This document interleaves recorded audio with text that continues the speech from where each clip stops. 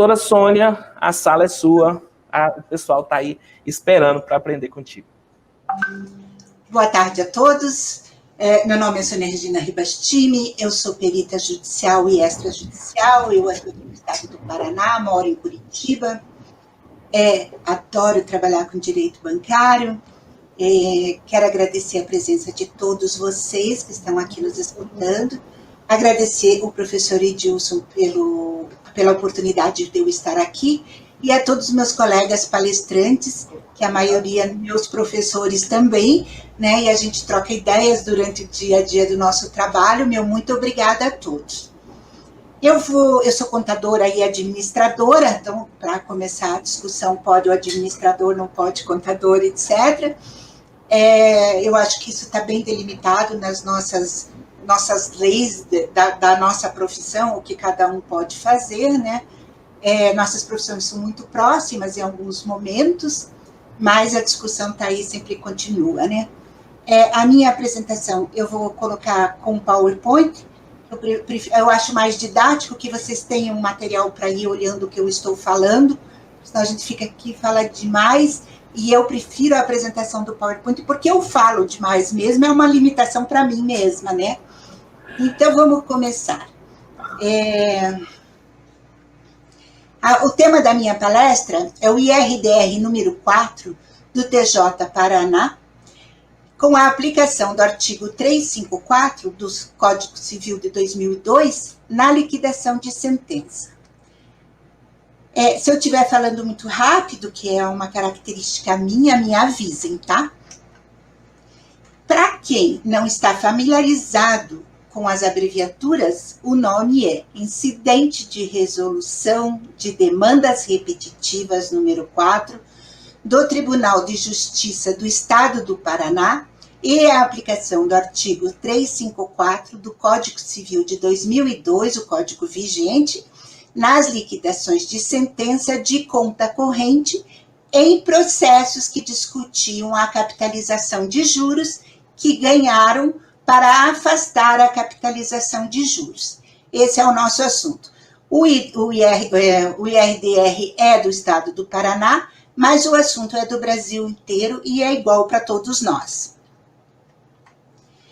Então, a minha apresentação ela tem muitos conceitos do direito, e por óbvio não sou eu...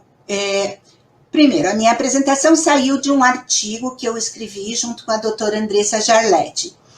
E tem muita coisa de direito, por quê? Porque a doutora Andressa Jarletti é doutoranda em Direito pela PUC, é advogada, atua como advogada de direito bancário, sabe tudo da área, ganha quase todas as ações, e eu gosto muito de trabalhar com ela, porque a cada processo que eu faço é um aprendizado enorme com ela e com as teses dela.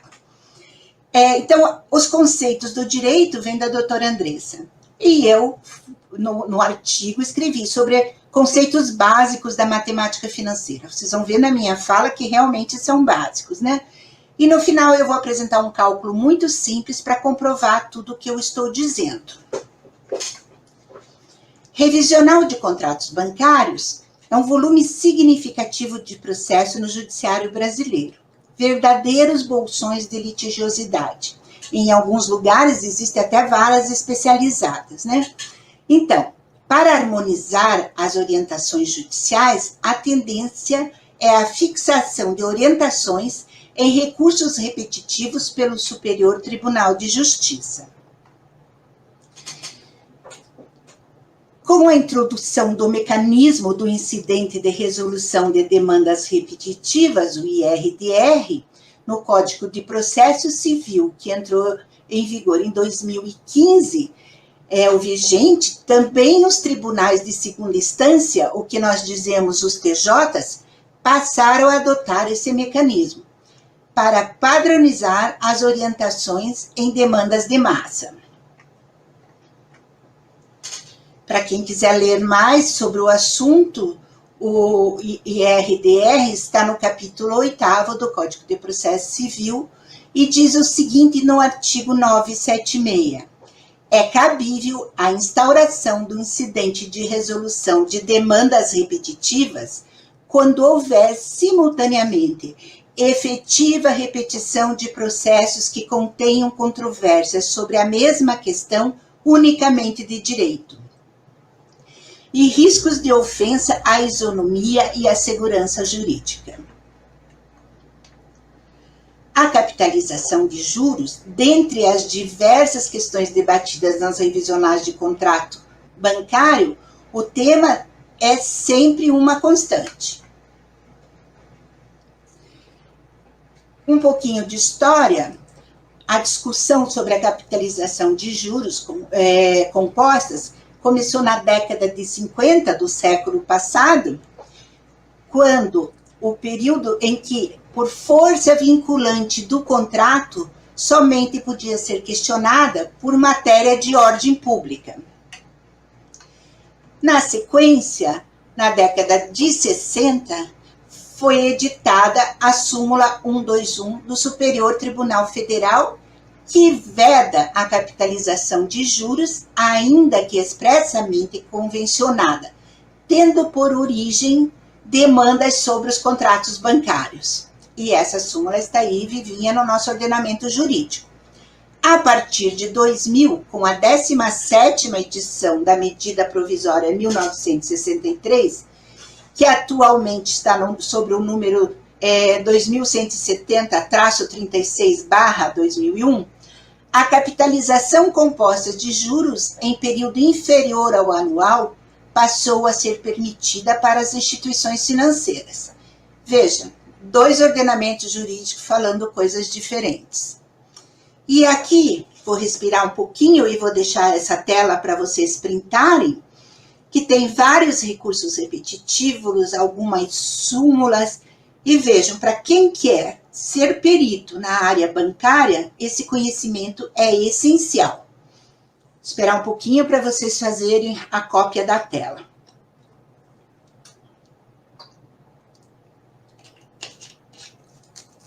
Deu? Então vamos lá. Na temática da capitalização de juros, as discussões recaem primordialmente sobre 4 questões, qual sejam: a primeira é sobre a licitude ou ilicitude da capitalização de juros em período inferior ao anual.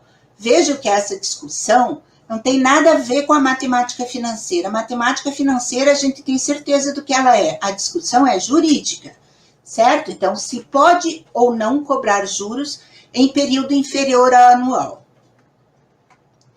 A segunda é a necessidade de contratação clara e expressa da taxa de juros.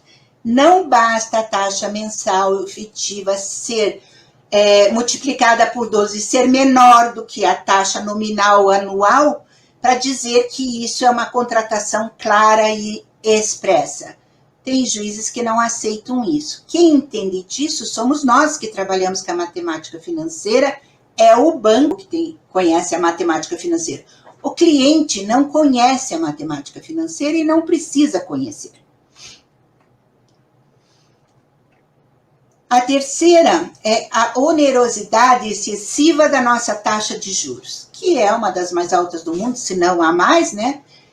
Tanto que quando limitam a 8% ao mês, a gente acha que está bom, é um absurdo as nossas taxas de juros. Eu sempre comparo com a taxa de juros do Canadá, que é 1% ao ano, né? 1,16% ao ano, a nossa é 8% ao mês, né? E a quarta questão é sobre as formas de ocorrência da capitalização de juros. Em um mesmo contrato, pode ter mais de uma forma de capitalização de juros. Então, o que diz o IRDR número 4 do TJ Paraná? Em sede de liquidação ou cumprimento de sentença, aplica-se o instituto previsto no artigo 354 do Código Civil, mesmo que tal matéria não tenha sido objeto de discussão no processo de conhecimento, desde que não exista acordo entre as partes em sentido contrário, desde que o credor não passe quitação por conta do capital. Esse é o texto do IRDR. E o que diz o artigo 354 do Código de Processo Civil? Havendo capital e juros, o pagamento imputar-se-á primeiro nos juros vencidos e depois no capital, salvo se não tiver estipulação em contrário ou se o credor passar a quitação por conta do capital.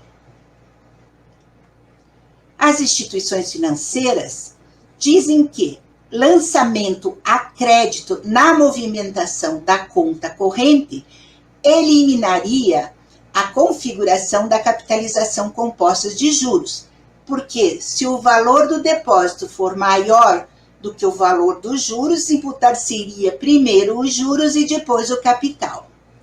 Pois bem, é isso que nós vamos discutir. Vou começar falando de conceitos básicos da matemática financeira. E volto a dizer, essa não é uma discussão da matemática financeira. Na matemática financeira, desde que ela é matemática financeira, a fórmula de juros é a mesma, não teve alteração. É uma discussão do direito que tem várias e várias ordenamentos jurídicos falando coisas diferentes. Então, matemática financeira, uma ciência exata, vocês são muito novos, mas eu sou do tempo da prova dos 9, então uma ciência exata, tira a prova dos 9, a conta está certa, certo?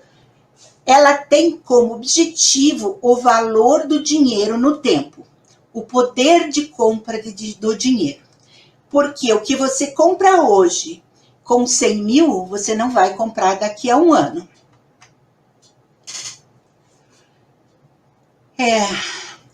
Capital ou principal define-se como o valor inicial de uma dívida, empréstimo ou investimento. Para os loucos em HP, é o valor presente, né? É o PV. Para manter o valor da compra do capital, corrige-se esse valor pela correção monetária, com a finalidade unicamente de repor o desgaste inflacionário.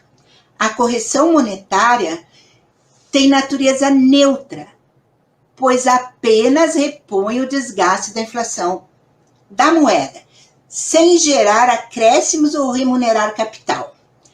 Para a remuneração do capital, se dá por meio de uma aplicação de uma taxa de juros. Os juros são o custo do capital durante um período. Quando os juros são aplicados sempre sobre o capital inicial, dizemos que temos juros simples. Para calcular os juros simples, a fórmula é juro igual capital inicial, que multiplica o I, que é a taxa de juros, e que multiplica o N, que é o número de parcelas do empréstimo. Nenhum exemplo simples, a imagem está meio desfocada, mas nenhum exemplo simples de um empréstimo de R$100 com um juro de 4% ao mês, com 6 parcelas, eu teria de juros R$24. E teria o meu montante de 124, porque o montante é a soma do capital mais os juros. O que eu tenho de importante nos juros simples, os juros são sempre sobre o capital inicial, então os juros são constantes, né? Já se a gente comparar com os juros compostos, os juros são crescentes. Por quê? Porque no primeiro mês ele incide sobre o capital inicial, mas no segundo mês ele incide sobre o montante e assim por diante. Então, os juros são crescentes. A diferença das fórmulas do juro simples para o juro composto é que no juro simples, o N é uma multiplicação, é linear. Já na fórmula do juro composto, o N é um exponencial, certo? Então, a grande diferença é que no juros simples incide sempre em todos os meses sobre o capital inicial e vai assim até o fim do contrato. No juro composto, no primeiro mês é sobre o capital inicial e nos meses seguintes vai incidir sobre o montante. Veja, é o mais básico dos básicos da matemática financeira. Então, a capitalização simples comporta-se como se fosse uma progressão aritmética, uma PA. Uma PA, como exemplo, com razão 2, nós teríamos 2 mais 2, 4, mais 2, 6, mais 2, 8 e assim por diante. Já na capitalização composta de juros, ela se comporta como uma progressão geométrica, uma PG. E como exemplo, uma PG com a razão 2, nós teríamos 1 vezes 2, 2, 2 vezes 2, 4, 4 vezes 2, 8 e assim por diante.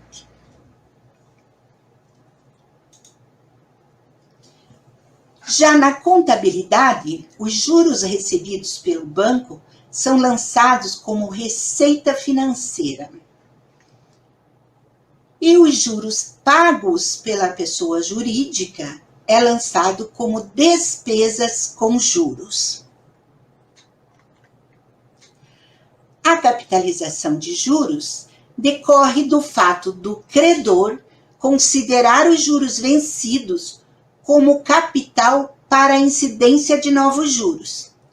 Este mecanismo de cobrança de juros sobre juros se evidencia nos contratos de concessão de limite de cheque especial, pela reiterada incorporação dos juros ao capital. A capitalização diária de juros é e sempre foi a praxe adotada por todo o setor bancário no cálculo dos juros do cheque especial. Tem nenhuma novidade.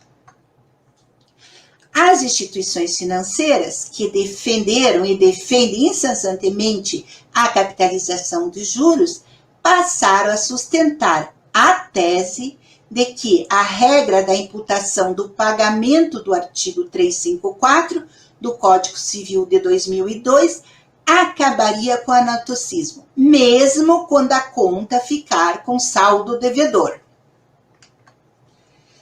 A regra do artigo 354 determina que os pagamentos feitos pelo devedor devem ser imputados primeiramente a quitação dos juros e depois a amortização do capital. 2. Havendo um lançamento de crédito em valor igual ou superior aos juros, tal valor seria destinado prioritariamente à quitação dos juros para depois quitar o capital. E 3. Sendo os juros quitados, não haveria mais juros vencidos para se somar ao capital e, consequentemente, não haveria cobrança de juros sobre juros.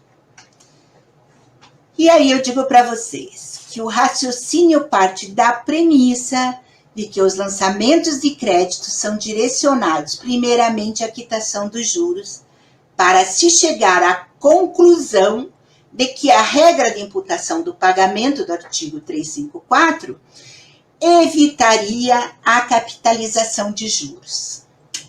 Não. Nem a premissa e nem a conclusão se sustentam. Por quê? Duas situações que impedem a imputação prioritária do pagamento dos juros. Qual seja? A primeira, quando houver disposição em contrário. A dívida é igual ao capital inicial, que é o principal, falando juridicamente, mais os juros, que é o acessório. A regra legal prioriza que o pagamento primeiro é dos acessórios, dos juros. Tal regra pode ser afastada quando as partes convencionam um direcionamento diferente para o pagamento realizado pelo devedor. Quando isso acontece, esse direcionamento diferente, ajustado entre as partes, irá ocorrer sempre que o contrato de empréstimo utilizar um sistema de amortização específico. Existem diversos sistemas de amortização. sendo os mais usados no Brasil a tabela Price e o saque. A tabela Price tem uma prestação constante e o saque tem uma prestação decrescente.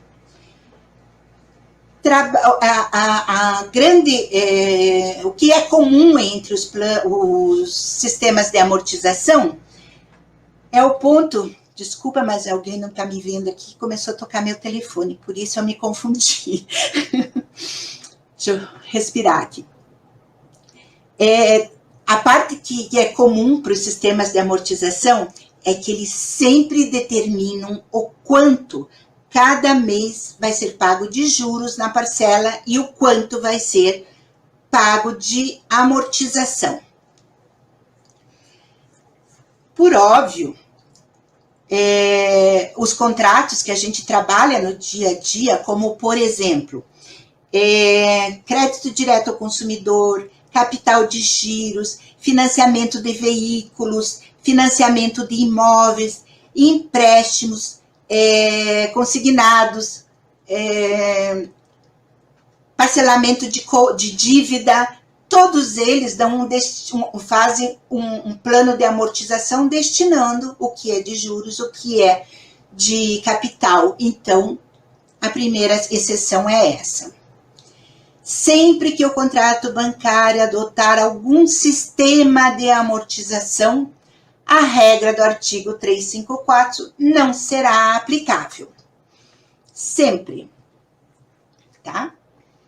Já disse para vocês o porquê, né? Porque se destina a parcela para cada coisa. A segunda hipótese, que excepciona a aplicação do artigo 354 do Código Civil, é quando ocorre, quando o credor der a quitação por conta do capital. Para compreender tal exceção, é necessário primeiro esclarecer que a quitação que fala o artigo é a quitação dos juros, né? E segundo, que dar quitação por conta do capital significa que os juros são pagos por meio de sua incorporação ao capital, tal como ocorre na movimentação das contas correntes com limite de cheque especial. A quitação dos juros por meio dos juros por meio de sua incorporação no capital gera duas consequências, qual seja, a primeira é uma exceção à regra do próprio artigo 354, e a segunda é que a incorporação dos juros no capital, sucessivamente mês a mês, gera a capitalização de juros, né? Que é a discussão do processo, afastar a capitalização dos juros. As instituições financeiras dizem que um lançamento a crédito na conta corrente eliminaria a configuração da capitalização composta dos juros.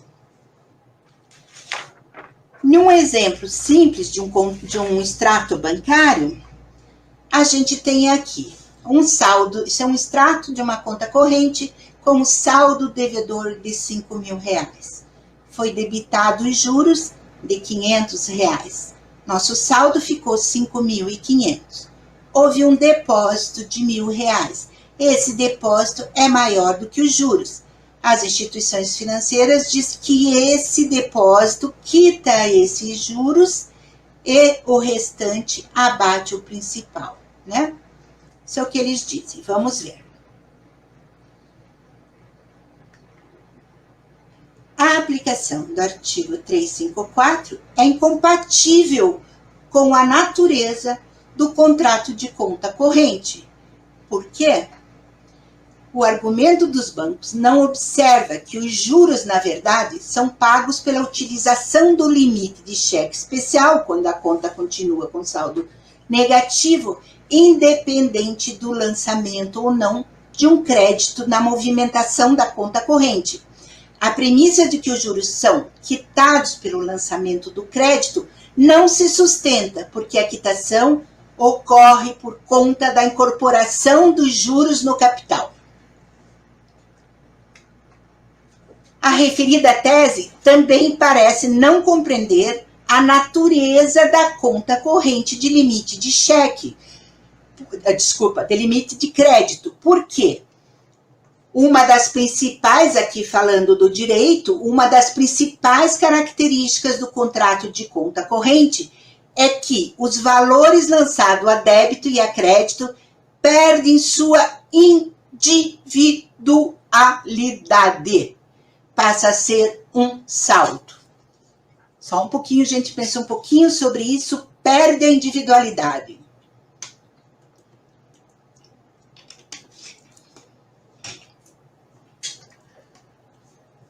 E aqui eu peço licença para vocês e vou ler uma citação do livro do nosso sempre professor Wilson Zappa Ong, Prova Pericial Contábil, da editora Juruá, que diz o seguinte: destacamos que a escrituração contábil tem como principal atributo a informação de forma individual, com clareza e com a caracterização dos fatos ocorridos.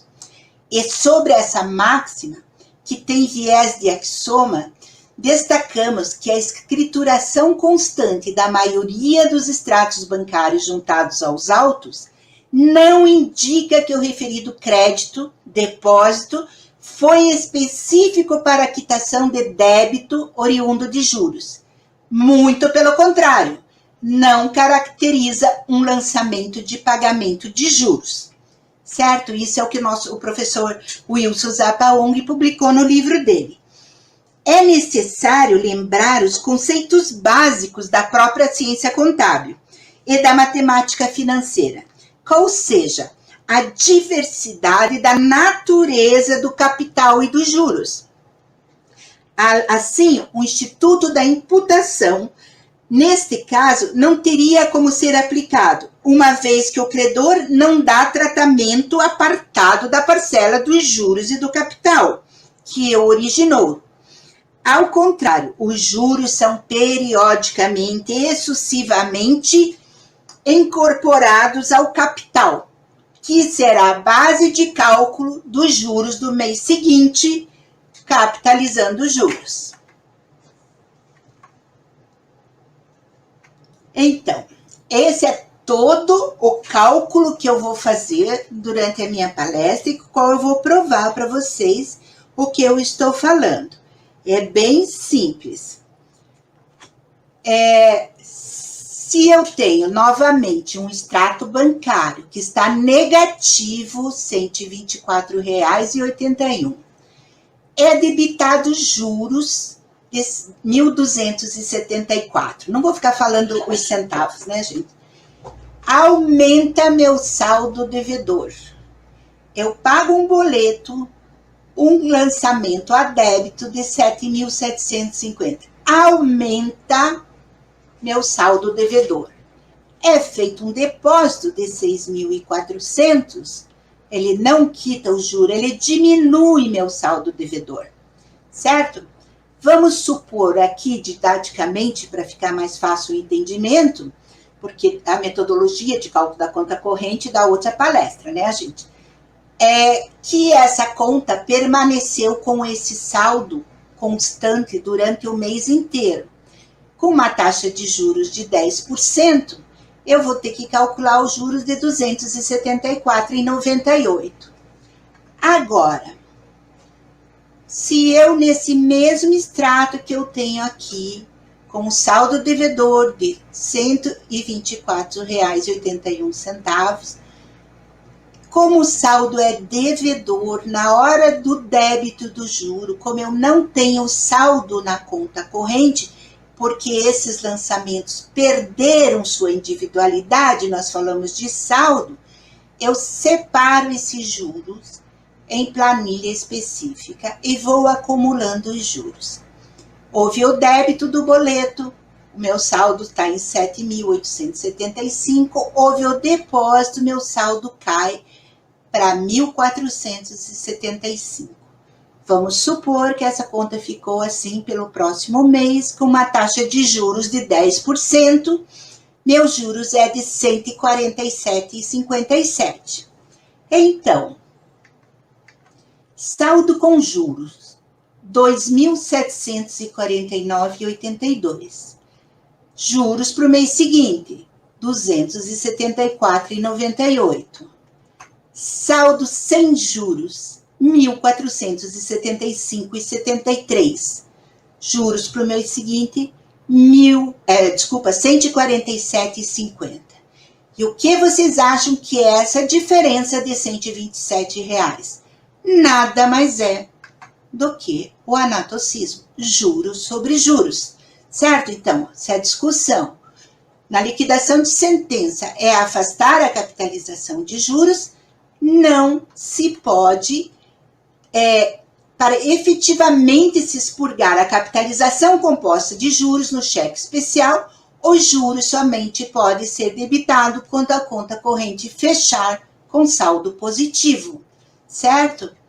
Então, o expurgo da capitalização de juros no recálculo dos contratos de cheque especial em liquidação de sentença deve seguir uma metodologia adequada.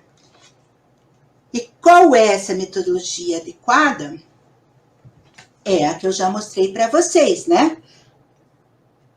A AFA expurga os juros da conta corrente, calcula a taxa, deixa esses juros em planilha afastada da conta corrente, vai acumulando juros até que a conta corrente apresente saldo positivo maior do que os juros acumulados.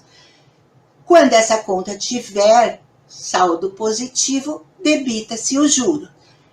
Há quanto tempo? Não sei, depende da conta corrente. Pode ser 1 dia, 10 dias, 20 dias, 6 meses, 7 meses, né? Mas esse dinheiro não é corrigido? Depende da sentença do juiz. Já vi juiz dizer que já vi juiz dizer que não. Já vi perito corrigir e a parte dizer que na sentença não estava e o juiz concordar com a parte dizendo que não foi mandado corrigir. Já vi peritos não corrigindo, a parte dizer que tinha que corrigir e o juiz concordar com a parte que tem que corrigir. Cada processo é um processo, né, gente? A gente tem que pensar nisso. Cada processo é um processo. Por isso que a nossa profissão é complexa, né?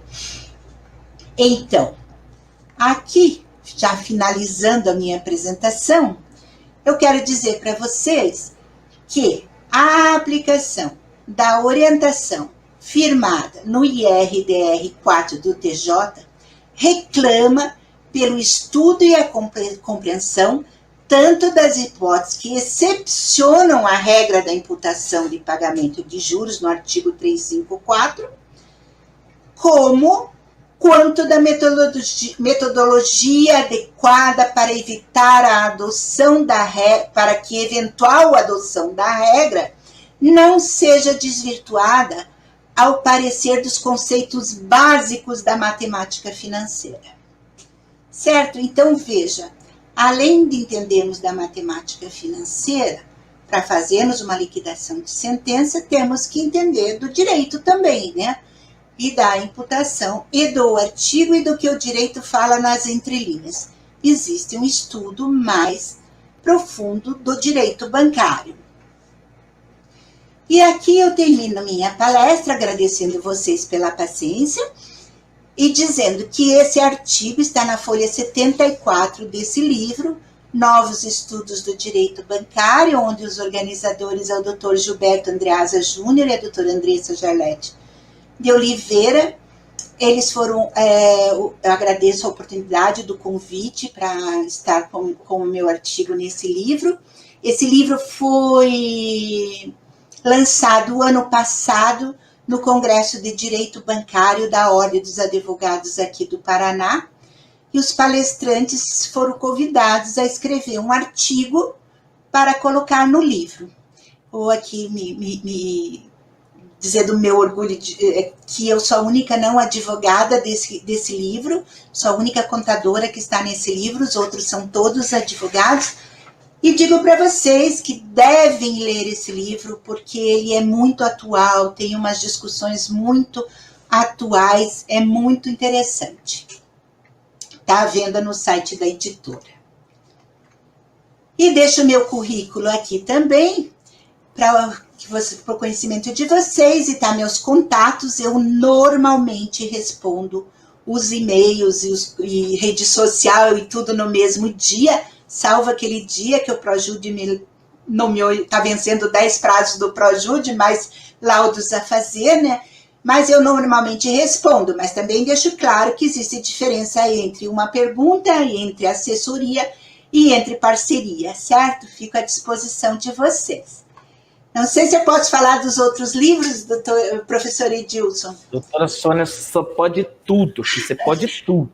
Então, já vou falar. Os outros livros que eu tenho, além desse, que tem meu artigo, tem o livro de perícia contábil, que eu escrevi com a professora Vânia, que vai palestrar hoje por último nesse congresso.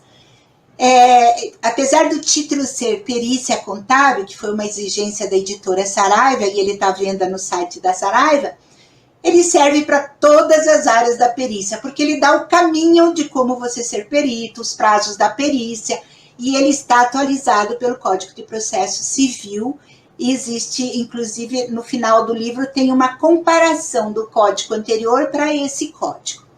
Aí eu fui uma das que fez a apresentação na audiência pública sobre a tabela Price, e dessa audiência saiu o livro Tabela Price e a discussão no judiciário com os colegas. O livro já está... Nossa, fugiu a palavra. Esgotado, mas a audiência pública está no ar. Quem quiser ver as discussões, acho super interessante, porque temos os dois lados da moeda, né, para escutar e avaliar. E, por último, eu e a Vânia também lançamos o Fraude Documentais e Contábeis, que não teve um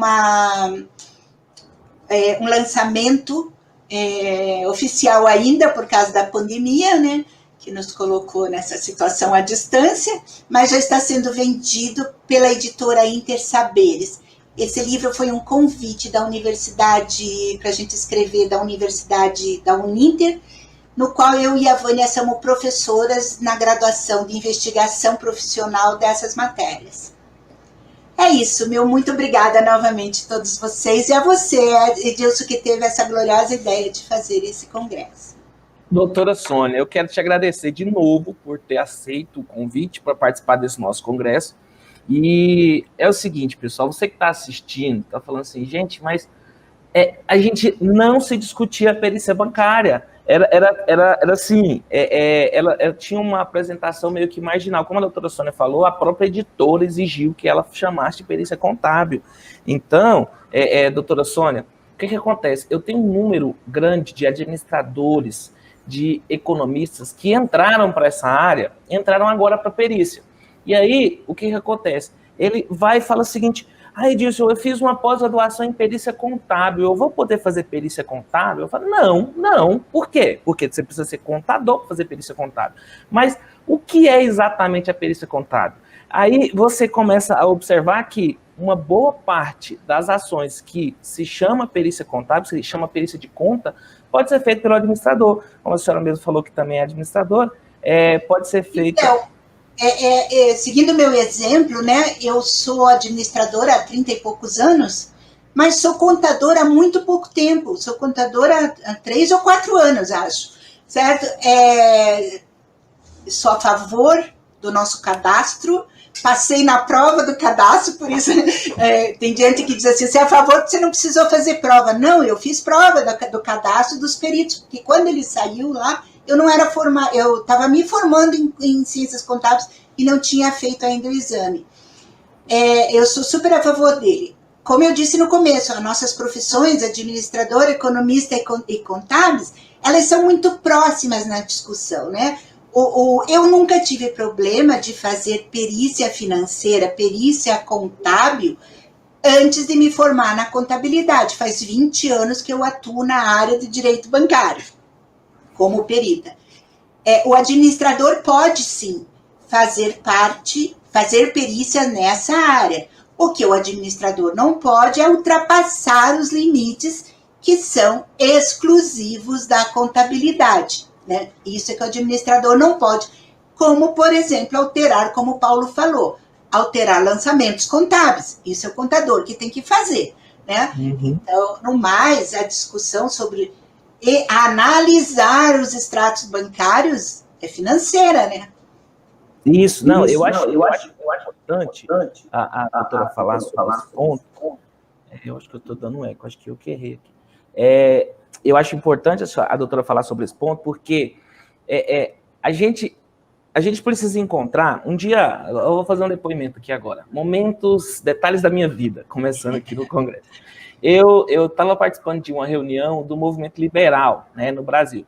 E aí lá tinha os liberais, os libertários e os anarcocapitalistas. Aí eles começaram a discutir sobre a diferença entre um liberal, entre um libertário, entre um anarcocapitalista. Eu falei, gente, mas tem 95% de coisa que a gente pensa igual, a gente vai ficar discutindo 5% que a gente pensa diferente. A gente tem administrador, contador e economista, tem um caminhão de áreas que atua junto, a gente vai ficar preocupado nos 5% que não, que aí foi aquele ponto que eu falei lá com o doutor Paulo, que eu acho, e aí, gente, o doutor Paulo firmou a posição dele, falando que estava no livro, não está no livro, mas vai ficar gravado. Eu acho que economista não tem que enfiar o nariz no trabalho de contador. Administrador não tem que enfiar o nariz no trabalho de contador. Elaboração da documentação contábil é exclusividade do contador, não tem choro com isso, não tem conversa. Agora, fora isso, a análise... Bem diferentes, né? Isso, exatamente, a análise, o exame, aí sim, a análise do exame pode ser feita pelos outros profissionais. Agora, você tentar, não, eu consigo fazer aqui, não entra por essa, não, a gente tem tanta coisa para a gente fazer, mas tanta coisa, tanto cliente para a gente conquistar, que vai dar muito mais resultado que você ficar tentando entrar em uma área que às vezes não é sua. Muito bom, doutora. Eu concordo, assim, 100% com o Paulo, quando ele diz que nós temos vários momentos em que a gente entra no processo, né? A gente entra no processo já antes do processo existir, né? Como assistente técnico, fazendo cálculo para inicial, a gente entra no processo para fazer quesitos, a gente entra no processo na hora de questionar, e assim vai. A gente tem vários momentos, vários ganhos diferentes para entrar no processo. Então, tem um mercado de trabalho muito grande para todos nós, né? Exatamente. E se você for especialização da nossa profissão e não ficarem abaixando os honorários todos os dias. Isso. Teve uma palestra que eu participei, que eu estava como ouvinte. A senhora veio dar essa palestra aqui no CRC, nas PECOM, e aí eu estava como ouvinte dessa palestra lá, assistindo, né? Claro, eu assisto via YouTube. E aí chegou uma pergunta assim, ó, se precisar reduzir os honorários, como que faz? Eu achei essa resposta brilhante. Me dá o prazer de você dar essa resposta de novo. E se você apresentou a proposta de honorários lá e a parte pediu para você reduzir os honorários? Como que a gente faz nessa situação? Então, se você vai reduzir, primeiro, se você for um perito que está substituindo o colega, honre os honorários do teu colega, cobre a mesma coisa, certo? Ou mais, certo? Agora, se pedirem para você substituir, o papel do advogado nos autos é se colocar a favor do cliente dele. Por óbvio, ele não vai pedir para você aumentar seus honorários. Ele tem que defender o cliente dele. Ele vai pedir sempre para você abaixar. O que cabe a nós é fazer uma resposta de impugnação dos honorários boa o suficiente para convencer o juízo, que é a nossa função, convencer o juízo que o nosso trabalho precisa de muito estudo, de muita capacidade, de muito curso, de tempo para escrever livro, de tempo para ler livro. Tudo isso está nos nossos honorários. A gente tem que tirar dali para poder estudar, para poder viajar, para poder fazer as coisas. Então, não abaixe teus honorários mais do que a taxa inflacionária anual, gente. 4%. Não existe abaixar, na minha cabeça, 40%, 50%. Não existe isso. Nós temos uma taxa inflacionária de 4%. Como é que eu vou dar um desconto de 50%? Né? Vamos valorizar a nossa profissão. O judiciário precisa da gente, né? As empresas precisam dos contadores, não tem por que a gente sair abaixando os honorários. Exatamente, eu adorei. Foi exatamente essa resposta, eu adorei. Por quê? Porque tem gente que é assim, ó, parece vendedor de rede. De banana. Eu digo, nós não podemos fazer promoção de perícia, gente. Você já viu algum médico fazer promoção de cirurgia do coração? É científico, gente. O nosso trabalho é científico, não é banana que vai estragar no outro dia. Nosso conhecimento continua com a gente. Né? Exatamente. E olha, eu fico com raiva desse pessoal que tem de rede, porque assim, existem diferentes estratégias, né?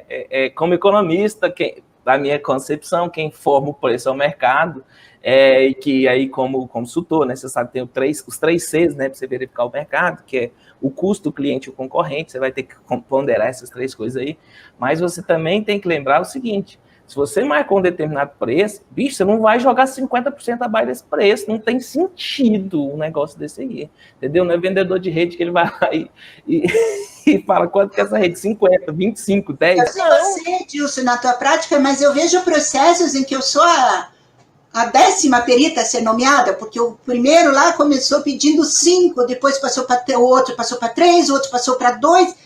É claro que enquanto a gente tiver essa cultura de abaixar o valor dos honorários do nosso colega, cada vez o advogado vai se posicionar a favor do cliente e pedir a substituição do perito, porque está caro. Se a gente parar de fazer isso, como eu vejo quando eu faço, cobro mais do que o colega que eu fui substituída, e o advogado diz assim: a perita é louca, porque o outro perito estava cobrando tanto, dá vontade de responder, porque não aproveitou. Eu acho que, doutora, que nós vamos fazer uma outra live só sobre proposta de honorários, que a gente pode esticar essa conversa, porque tem muita coisa mesmo para falar sobre isso. Exato. Deixa eu aproveitar aqui as perguntas, né, do pessoal. Aí acabou que a gente entrou nessa parte dos honorários, e as perguntas foram para o lado dos honorários também. Gente aqui reclamando, falando: mas é a própria tabela do CNJ, acha que o trabalho do perito é só um trabalhinho, e a tabela do CNJ atrapalha. Como que a senhora vê essa relação da tabela do CNJ? Então, como eu vejo a tabela do CNJ? Ofensiva à minha profissão. E escrevo isso na minha impugnação de honorários, que a tabela do CNJ é ofensiva à minha profissão, que não respeita nem a hora técnica cobrada pelo meu conselho, sugerida pelo meu conselho, sugerida pela minha associação, que eu não trabalho pela tabela, porque ela é ofensiva à minha profissão. Eu não posso ser uma perita na qualidade de convencer um juiz cobrando o que a tabela do CNJ manda cobrar. E aí ainda eu digo assim, que de vez em quando a gente tem que fazer umas gratuitas, né? Que eu solicito que o juiz homologue meus honorários no valor que eu estou pedindo, porque se a parte gratuita ganhar o processo, ela tem dinheiro para me pagar porque ganhou o processo. Se for a outra parte que ganhar o processo, tem dinheiro para me pagar no valor justo dos meus honorários. E que os advogados esquecem que a tabela do CNJ, o juiz pode aumentar isso até 5 vezes. Então, que o juiz aumente em 5 vezes meus honorários para que sejam justos ao meu conhecimento. Aproveitando essa nossa conversa, que o doutor João Luiz Aguiar está aqui assistindo. Doutor, assim, eu estou até aqui no chat, eu estou assim, o pessoal que está comentando, eu estou falando: meu Deus do céu, os comentários aqui são maravilhosos, o pessoal que está antenado, o pessoal que trabalha com isso, o pessoal que sabe as dificuldades, está vendo as dores que a gente sente aqui e também sente lá do outro lado. Aproveitar que o doutor João Luiz está aqui, e foi o doutor João Luiz o responsável por fazer a tabela das PECOM Goiás, inclusive, que é muito boa essa tabela. E aí, gente, aproveitar que a gente tem gente do Brasil inteiro assistindo essa nossa palestra. Na hora que você for fazer sua proposta de honorários, você coloque lá na proposta de honorários de onde você tirou aquele valor, não é tirar da luva, não. Eu acredito que o valor tem que ser tanto, porque eu estou precisando de tanto dinheiro. Não é assim que se faz a proposta de honorários. Esse hoje é tanto. Não adianta pensar no boleto de hoje que você vai levar uns 4, 5 anos para receber, então abaixo dos honorários. Não faz isso, não, porque demora. Não faz. Adorei. Agora, na hora de você fazer, fundamente em alguma tabela. Pode ser de uma associação, pode ser de um sindicato, pode ser de um próprio conselho, mas faça a sua fundamentação, não deixe solto. Por quê? Porque na maioria das vezes, eu estou colocando o pé na P, porque eu sou advogado também, daqui a pouco eu começo a tomar puxão de orelha da OAB, mas na maioria das vezes, os advogados, eles fazem a contestação, a impugnação, a sua proposta de honorários, eles fazem de modo genérico. Eles simplesmente falam, está muito caro. Aí você fala assim, mas peraí, preço é algo relativo a valor, relativo à satisfação. Então, consequentemente... Eu adoro quando eles fazem isso. Adoro porque eu coloco para o juiz. É genérico, muito caro, o que é muito caro, né? O quanto é muito caro. Então, eu coloco, pego do livro do Aguiar, que tem a tabela de todas as associações, né? Eu pego aquela tabela e coloco na minha impugnação. Eu disse, não é caro, veja, tem base nisso, e nisso, e nisso, e nisso. Então, não é caro, né? Porque ele precisaria ter explicado melhor o que é caro. Né? Exatamente. Aí, na hora que você for fazer a proposta, já põe a referência de onde você tirou aquele valor. Na hora que a impugnação vier, você fala, mas a tabela, eu fundamentei isso na tabela, então eu estou ratificando esse pedido, entendeu? Ratificando o pedido dos honorários, porque o advogado fez uma impugnação genérica. Impugnação genérica não vale. E assim, é claro que eu estou falando isso hoje, estamos em setembro de 2020. A partir do próximo ano, nós vamos começar o treinamento dos advogados na área bancária também, doutora, porque só não tem... Não, só não tem. Porque chega cada petição para você atuar como perito, você fala, não acredito que a pessoa leu esse contrato e chegou a essa conclusão. Então, como atuo em duas áreas, Edilson, da perícia, eu atuo na documentoscopia e na contábil, eu acho muito engraçado quando vem argumentando nos meus honorários de documentoscopia, que é uma perícia básica com meros cálculos do Excel. É um copia e cola que nem vem do que se trata o processo, né? Isso. E aí, por causa desse copia e cola, tem muita gente boa perdendo o processo. E aí, a gente, a partir do próximo ano, vamos começar um treinamento com os advogados. Por quê? Porque a gente já vai ter perito para fazer isso, né? Vai ter perito para atender a demanda, aí a gente pode começar a treinar os advogados também. Doutora Sônia, eu quero te agradecer por estar aqui, infelizmente, e a doutora Simone começa daqui a pouco a nossa conversa aqui. Como eu disse, eu falo demais, né? Eu queria que você fizesse essas considerações finais aí. Então, eu quero só agradecer, eu acho uma delícia, a pena que isso não é presencial, que a gente não possa estar olhando olho no olho. Eu sei que tem um monte de colegas que eu adoro, que estão assistindo a gente. Muito obrigada para todos vocês. E fico à disposição. Obrigado, doutora Sônia. Obrigado você que está aqui assistindo.